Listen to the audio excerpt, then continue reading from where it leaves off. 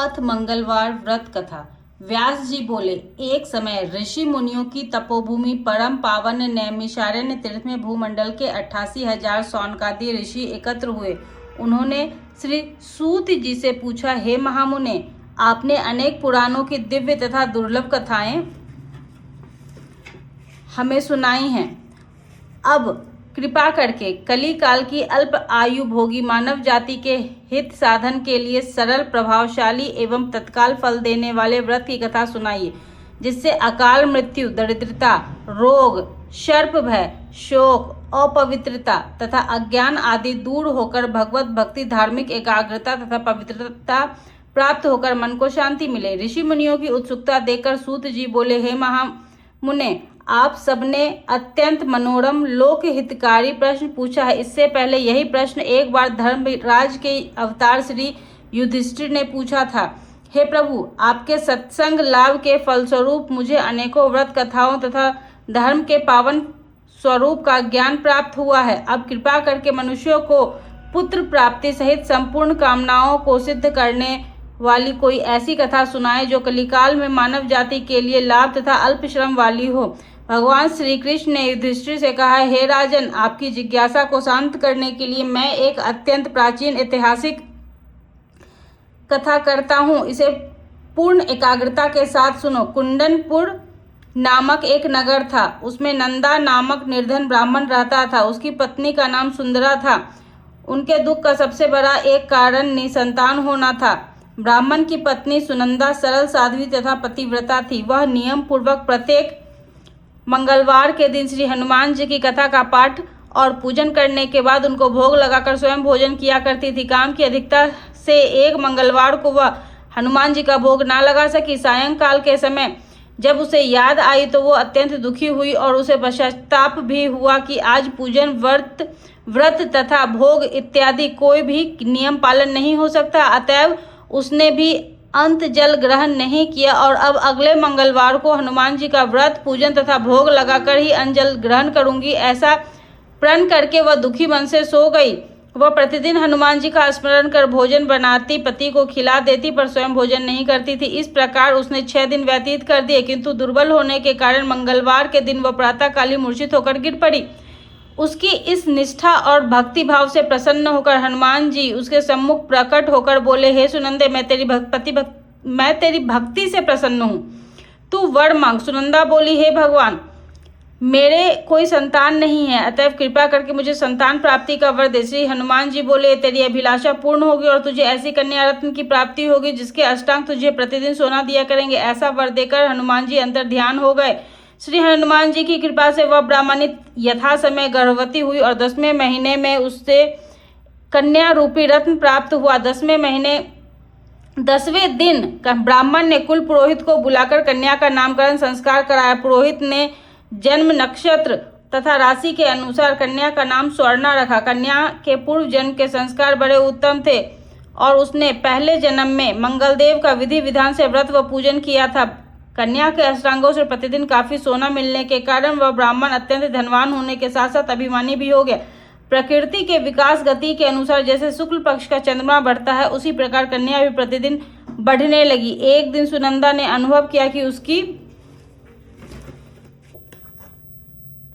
कन्या विवाह योग्य हो गई है। अतः उसने पति से कहा कि किसी योग्य सुंदर वर को देखकर अपनी पुत्री स्वर्णा का विवाह कर दे, क्योंकि शास्त्रीय विधान के अनुसार 8 वर्ष की गौरी, 9 वर्ष की रोहिणी तथा 10 वर्ष की कन्या रसोला मानी गई है। गौरी के दान से पाताल लोक तथा रोहिणी के दान से बैकुंठ लोक की प्राप्ति होती है, किंतु रसोला कन्या का दान देकर शास्त्र विरुद्ध होने से घोर नरक की प्राप्ति होती है। अतएव एवं दोनों में श्रेष्ठ कन्या का दान उचित समय पर करके इस लोक तथा परलोक को सुधारिए। पत्नी सुनंदा के शास्त्र सम्मत वचनों को सुनकर द्रव्य के लोभी ब्राह्मण ने कहा, अभी तो स्वर्णा केवल 10 वर्ष की ही हुई है, तुम व्यर्थ की चिंता करती हो। मैंने तो 16 वर्ष तक की कन्याओं के विवाह कराए हैं, अतः चिंता की कोई बात नहीं है। पति की बात सुनकर सुनंदा ने कहा, रसोला कन्या का दर्शन पिता और भाई के लिए निषिद्ध है। रसोला का दर्शन कर ये नरक और घोर पातक के अधिकारी बनते हैं। अतएव स्वर्णा की आयु शास्त्रोक्त विवाह के योग्य है, ऐसा जानकर आप इसका शीघ्र विवाह कर दें। पत्नी के तर्क और आग्रह के आगे नंदा निरुत्तर हो गया। उसने कहा, मैं कल से ही उपयुक्त वर ढूंढना प्रारंभ कर देता हूँ। मैं स्वयं भी वर ढूंढने के लिए निकलूंगा तथा दूत को भी इस कार्य में लगाऊंगा। दूसरे दिन ही ब्राह्मण ने अपने दूत को बुलाकर आज आज्ञा दी, मेरी कन्या के अनुरूप ही सुंदर वर ढूंढो। अपने स्वामी की आज्ञा प्राप्त कर दूत ने वर ढूंढना प्रारंभ कर दिया। शीघ्र ही उसे एक ब्राह्मण कुमार दक्षिणावर्त में मिल गया। वह सुंदर, योग्य तथा ब्राह्मणत्व से संपन्न था। दूत ने अपने स्वामी को सूचित किया तो नंदा ने जाकर स्वयं भी अपने भावी दामाद का निरीक्षण किया। उसे सब प्रकार से योग्य पाकर नंदा संतुष्ट हो गया और शीघ्र ही उसने अपनी सर्वगुण संपन्न कन्या का विवाह उससे कर दिया। कन्या दान में नंदा ने सब प्रकार के धन धान्य दिए। कन्या का विवाह कर पति पत्नी ने अपने को बड़ा सुखी तथा और भाग्यशाली अनुभव किया। किंतु शीघ्र ही नंदा की मन स्थिति बदल गई।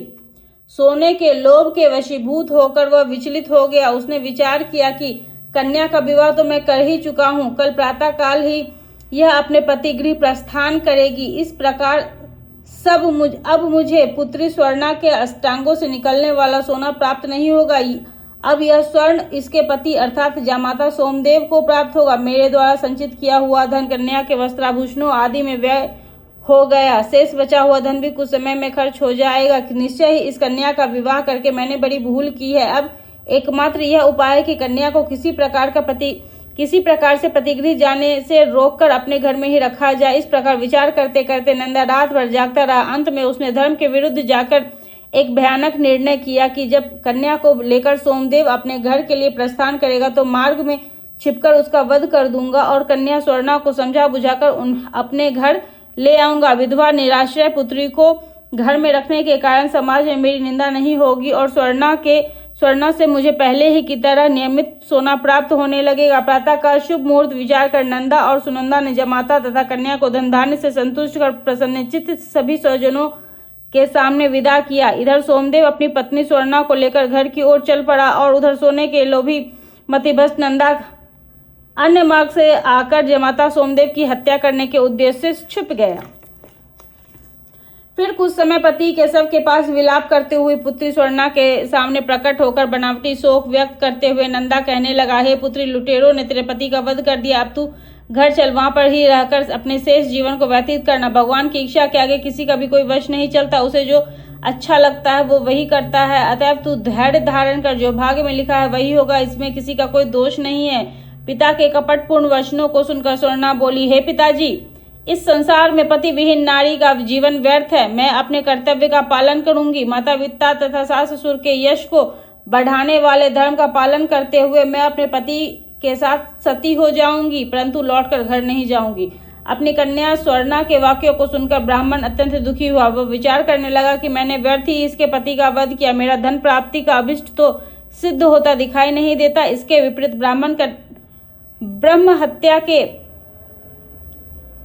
साथ साथ पुत्री के शरीर त्याग का पाप भी मेरे सिर पड़ने वाला है। इस प्रकार विचार कर पश्चाताप और गलानी के वशीभूत होकर नंदा दुखी होकर रोने लगा। विवश होकर सोमेश्वर की चिता बनाई गई और फिर स्वर्णा 16 श्रृंगार कर पति का सिर गोद में रखकर चिता पर बैठ गई। जैसे ही सोमदेव के शव को मुखाग्नि दी गई वैसे ही प्रसन्न होकर मंगलदेव प्रकट हो गए और बोले, हे स्वर्णा, मैं तेरी पति भक्ति से अत्यंत प्रसन्न हूँ। अतएव तू मनोवांछित वर मांग। मंगलदेव को प्रकट देखकर स्वर्णा ने भक्ति भाव से उन्हें प्रणाम किया और फिर विनम्र होकर बोली, हे मंगलदेव, यदि आप मुझ पर प्रसन्न हैं तो मेरे पति का पुनर्जीवन दान देकर मेरा यह लोक तथा परलोक सार्थक करें। श्री मंगलदेव ने एवं अस्तु कहा और बोले, स्वर्णा, तेरा पति पुनः जीवित होकर अजर अमर तथा महान विद्वान हो जाएगा। इसके अतिरिक्त तू और भी कुछ मांगना चाहे तो मांग ले। स्वर्णा बोली, हे मंगल हरने वाले मंगलकारी ग्रहों के स्वामी, यदि आप मुझ पर प्रसन्न हैं तो यह वरदान भी देने की कृपा करे कि जो प्राणी मंगलवार के दिन विधि विधान से भक्ति पूर्वक आपका पूजन करे और धूप दीप नैवेद्य लाल पुष्प तथा लाल चंदन समर्पित करे, वह सभी प्रकार के सांसारिक दुखों से मुक्त होकर सुखी जीवन व्यतीत करे। रोग, शोक, ताप, स्वजनों का वियोग, अग्नि तथा सर्प आदि उसे कदापि न सतावे। मंगलवार का व्रत करने वाली स्त्री कभी विधवा न हो, अटल सौभाग्यवती रहे तथा पुत्र पौत्रों से युक्त सुखी जीवन व्यतीत करे। मंगलदेव तथा अस्तु का कर अंतर ध्यान हो गए।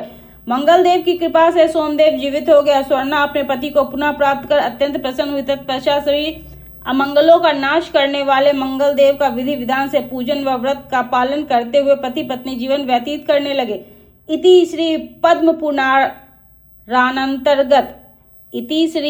पुराणांतर्गत मंगलदेव व्रत कथा संपूर्ण।